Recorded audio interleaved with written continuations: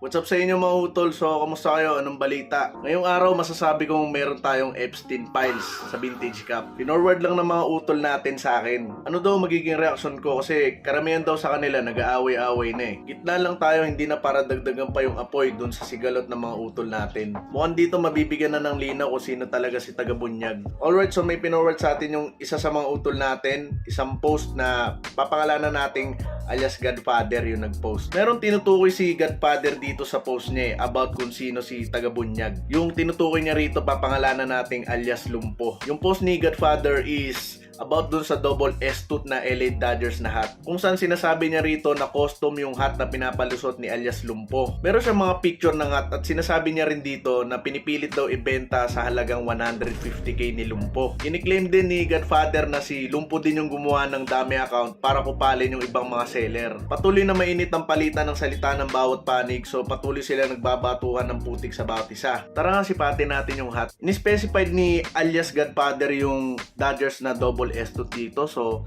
may mga may mga certain points nung hat kung saan tinutukoy niya na peke yung pagkakatahi nung hat. Kinumpara sa Oreo yung hat mga utol eh. Tsaka kung papansinin nyo, yung stitching ng hat tagos sa loob yung borda. Tapos meron pa mga kumpul-kumpul na mga sinulid, mga tabingi yung pagkakatahi. Kiniklaim din ni Godfather dito na in-scam daw ni Lumpo yung isang papangalanan nating alias Kano. Na yung kinabit daw dun na tags dun sa double S-tooth na Dodgers is galing sa spike na variant na Vintage Cup. So lumalabas mga utol, chapsuy, kahoy, ritoke, Frankenstein hat yung labas ng cup nun mga utol. Hindi ko alam kung coincidence lang, pero dati parang nakita ko na sa eBay ito. Familiar kasi yung hat, pero matagal na panahon na yung mga utol. So nung nakita ko to sa eBay dati, sabi ko, wow, gem. Kaso ba't parang ganun yung tahi? Akala mo gem na, germs pala. Itong sombrero na to mga utol, na-share din to sa isang group ng mga Vintage Cup collector na mga Amerikano. Kung saan hinahanap niya yung mismong variant ng hat na to. Dako naman tayo siguro mga last 2 weeks mga utol. May isang post dun sa TP Vintage Group. Yun nga, yung post ni Kano. So nagre-reklamo to si Kano na na-scam daw siya. And then specifically, pinangalanan niya mismo si Lumpo dun sa mismong post niya. Kiniklaim ni alias Kano na dati na raw silang magka-transaction nito ni Lumpo about sa mga hats. Hanggang sa nagkaroon ulit sila ng panibagong transaksyon, yun, nag-trade naman sila ng hats. 4:2 yung naging trade nilang dalawa, so 4 yung hats galing kay Kano, 2 naman yung galing kay Lumpo. Later on, kinlaim ni Lumpo na na-scam siya at nawala niya yung mga hats ni Kano. Nung nangyari yun, gusto lang ni Kano sana maibalik yung mga hats niya. Hanggang sa kalaunan, nalaman na lang ni Kano na ibinenta pala ni Lumpo yung mga hats niya nang walang pahintulot o walang paalam. Tapos nangingi pa raw si Lumpo kay Kano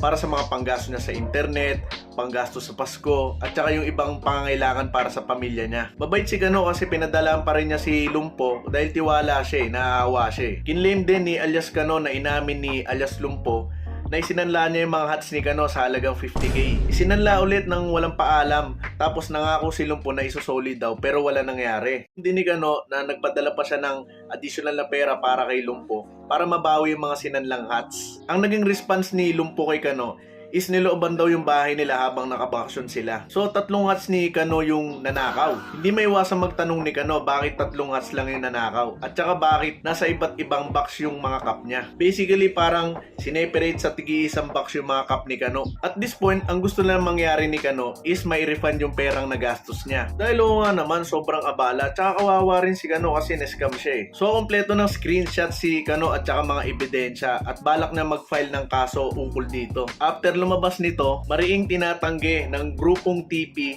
na member nila si Lumpo. Bagkos tinulungan at sinuportahan lamang nila ito dahil sa katayuan niya sa buhay. Biruin mo yun mga utol, tinulungan pa pala siya ng TP group Sa tingin nyo mga utol, siya na nga ba yung tinutukoy nating si Tagabunyag? Base kasi sa timeline ng mga events mga utol parang dun lahat papunta. So patuloy tayo magmamasid mga utol, ginagawa natin to for awareness syempre. Syempre gawawa dito yung mga utol natin na newbie tsaka yung mga tropa natin na tagalabas. Kung yung tinutukoy nilang Lumpo is si Tagabunyag, siya man yun o hindi, sana manatili tayong tunay at patas hindi lang sa Vintage Cup pati na rin sa buhay. Ang sarap lang isipin mga utol, no? Sana yung Vintage Cup community is magkaisa. Walang siraan, walang inggitan, lahat ng kolektor masaya. Kaya nga tayo nagbi-Vintage Cup para mag-enjoy Merong maganda at hindi magandang epekto yung nangyayari ngayon sa Vintage Cup community. Ang claim ko dito mga utol is against ako sa mga custom na vintage cap. Siyempre, dun tayo sa tunay. O, hindi may iwasan na may mga custom hat. Pero kung ito-tolerate natin yung mga custom vintage, tayo na rin mismo yung pumapatay sa kultura ng vintage community dito sa Pinas. Ganun pa man, naniniwala pa rin ako na someday, darating ang araw na magiging healthy ulit yung vintage cap community dito sa atin. Ingat sa pag-score mga utol at aralin nyo mabuti yung vintage cap. Mabuhay ang vintage cap culture dito sa Pilipinas. Peace!